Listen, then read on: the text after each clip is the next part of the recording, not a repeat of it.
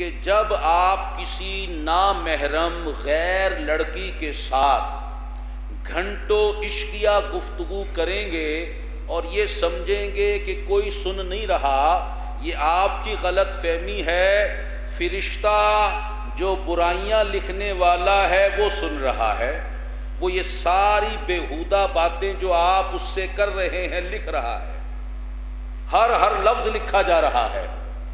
اور سیدنا امام غزالی رحمۃ اللہ علیہ فرماتے ہیں کہ بندہ جو بولتا ہے فرشتہ لکھ لیتا ہے، گفتگو کا یہ ایک رجسٹر تیار ہو رہا ہے۔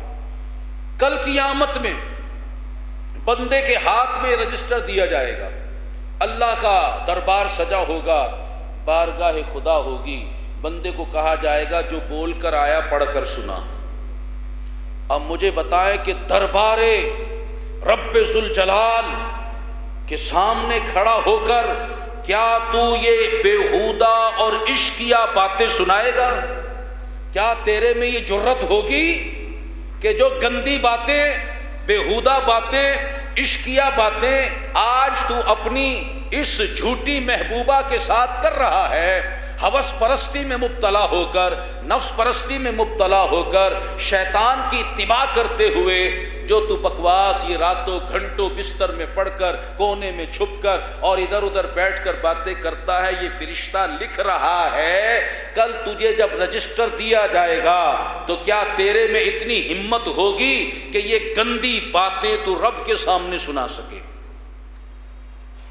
اور جب بندہ نہ سنا سکے گا فرشتے کونچے ماریں گے، پٹائی کریں گے، نہیں سناتا، ہمیں پتہ ہے کیوں نہیں سنا رہا، کیا لکھا ہوا ہے۔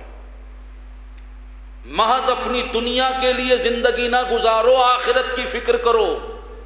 ہم مسلمان ہیں، یہ کفار و مشرکین، ان سے فلموں میں ڈراموں میں ہم نے سیکھا محبت کا اور ہم بھی محبت کرنے چلے، وہ تو کافر ہیں۔